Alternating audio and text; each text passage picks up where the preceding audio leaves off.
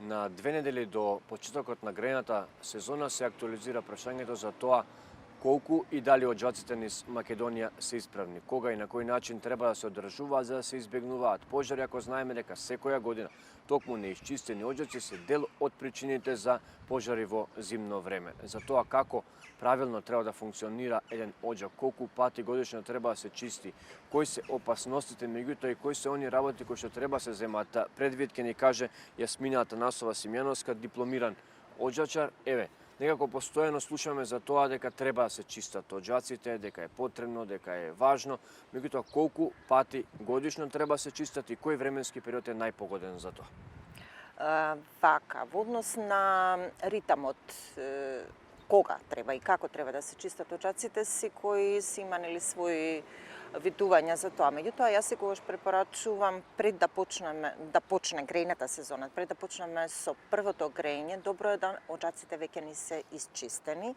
така да овие 2 недели кога официјално нели почнува грејната сезона, а нели кога имаме индивидуално грејење, јасно дека и почетокот е индивидуално, одредуваме кога ни е доволно топло, кога ни е премногу ладно, кога би сакале, дали навечер, дали наутро, зависно нели од температурите, ама како што имавме нагол пат на температурите овие денови, тоа значи дека може да се случи веројатно доста наскоро да бидат температурите такви да и ние имаме потреба од додатно загревање. Тоа би значило, гледајте пред да го запалите првиот оган дома, пред да почнете со грејење, да веќе ви бидат исчистени оџаците. Значи, препорачувам пред да се почне и добро е уште едно чистење некаде во средина на сезоната, таму некаде јануар, февруар, значи ќе бидат поминати 2 до 3 месеци од грејењето.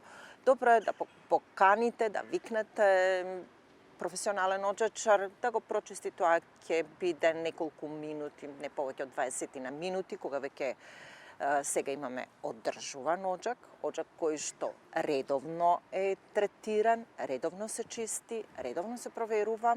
Морам да напоменам уште нешто што многу често се заборава, не се само оџаците, тука се и печките. Печките треба да се исчистат, да се проверат. Ако станува збор за котли кои што користат нафта или јаглен, дури и да се конзервираат во текот на летото, да се прочистат исто така и приклучните цевки. Тоа се знаете, оние ќунци, бури, не знам како уште ги викаат, лулиња, некаде во Македонија се викаат. Значи, сето ова да вие пред да почнете со грејење, веќе да ви биде исчистено. И тогаш веќе можеме да зборуваме за одржување, затоа што имате добар старт. Така е, многу е важно бидејќи кај нас често се прашува зошто е тоа потребно, зошто морам да ги чистам. Јас си ги знам оџакот, нема никаков проблем, ништо не сум забележал. Зошто е важно, барем 2 пати годишно да се чистат и одржуваат потоа оџаците и колку доколку не се исчистени можат да бидат причина за пожар? Многу често кога имаме пожар за индивидуални домови, па и колективни, кај колективни згради за домување, каде што се уште се грее на дрва, некое цврсто гориво, јаглен, има домаќинства кои што се уште на нафта се греат. Така што е најчестата причина за пожар е токму неисчистениот оџак. Еве, со оглед на тоа, спомнавме црнчат, чистење на оџаците, доколку некои луѓе не успеат да ги исчистат, ќе дојде потреба да се запали огнот порано. Дали може да се приметат некои знаци од оџакот, од грејните тела, сите оние елементи кои што вие ги спомнавте, дека даваат знак дека нешто не е во ред, не се исчистени како што треба, постои опасност од пожар. Дали може да се забележат знаци кои што навестуваат такво нешто? Знаците се минорни, би рекла, затоа што ако имаме комплетно затнување на оџакот, тоа значи дека се нафатиле премногу саги, тоа се оние црните смолести материјали кои што се лепат за цитовите на оџакот од внатрешната страна. Ќе имаме враќање назад, враќање на чадот во самата просторија. Ќе имаме тешко горење. Калоричната вредност што може да се постигне е значително помала од онаа што би требало. Најчесто луѓето велат, нешто не ми влече оджакот. Како доаѓа до влечење на оджакот. Значи, на нас ни е потребен комплетниот пресек, значи фул пресек на целиот оджак. Со сагите тој пресек се стеснува. Како функционира влечењето на оджакот? Значи, ладниот воздух од атмосферата се спушта низ оджачката цевка, додека топлите отпадни гасови одат нагоре. Ако овој простор ми е премногу стеснет, поради тоа што има нафатено премногу саги, во тој случај влечењето ќе биде отежнато. Горите не е топло, не влече и тоа е веќе јасен показател дека сериозно имате проблеми. И дека треба да се потрудите околу чистењето. Околу тоа, околу потребата од чистење, едно е свеста на луѓето кои што треба да имат, меѓутоа друго е стручниот кадар. Јас ќе ве прашам колку луѓето се зголемува свеста кај нив, меѓутоа и колку имаме соодветен стручен кадар кој што би одговорил на сите овие предизвици за кои што вие зборовте и соодветно би ја вршило работата. Околу соодветноста на оджачарите прилично е дискутабилно. Има доста луѓе кои што се бават со тоа, а ние нели сме од тие таква нација која што се си знаеме сами, додека се не расипеме, па тогаш ќе викнеме мајстор за да ги оправа работите.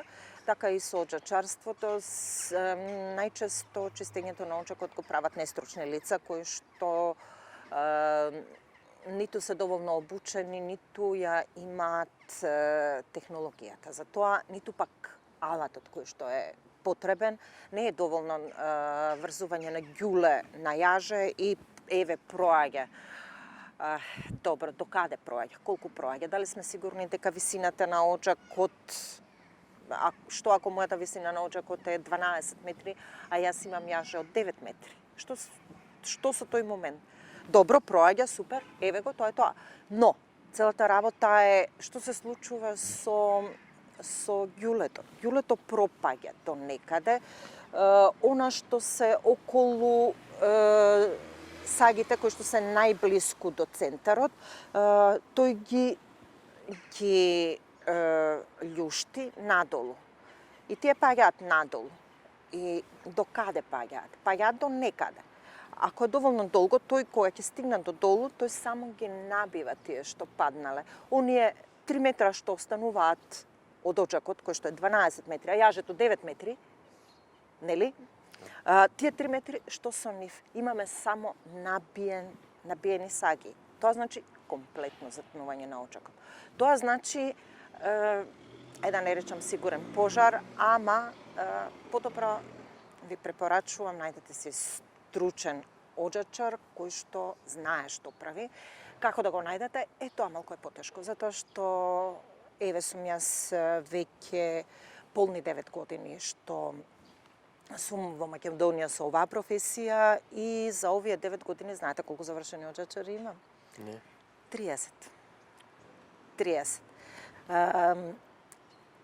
Треба да се донесе законот за оджачарство каде што од услужна дејност преминува во комунална дејност. Тоа е нешто што мора да се направи, а кој ќе го прави тоа? Кога? Како? Кога имаме недоволно обучени оджачари, нема доволен број. Пред се за Скопје 30 оджачари се малку. И сега јас сум тука да го правам она што го правам во однос на оджачарството, меѓутоа тоа е многу малку. Еве мојот најголем придонес ќе биде кај да е до нова година, се надевам ќе излезе и мојата книга која што е посветена на оджачарството, која што е доволно стручна, каде што луѓето кои што веќе се бават со таа работа ќе можат да прочитаат корисни работи, како да се подобрат себе си. Тие што поминале кај мене на обуките, веќе им се јасно. И тоа е тоа. Јас се надевам дека ќе немаме пожари од ова година од неисчистени оджаци, а дека овие совети кои што сега ги спомнавте ќе почнат да се имплементираат и кај луѓето, меѓутоа и оние законски измени кои што се потребни. Ви благодарам за разговорот. Задоволството е моје.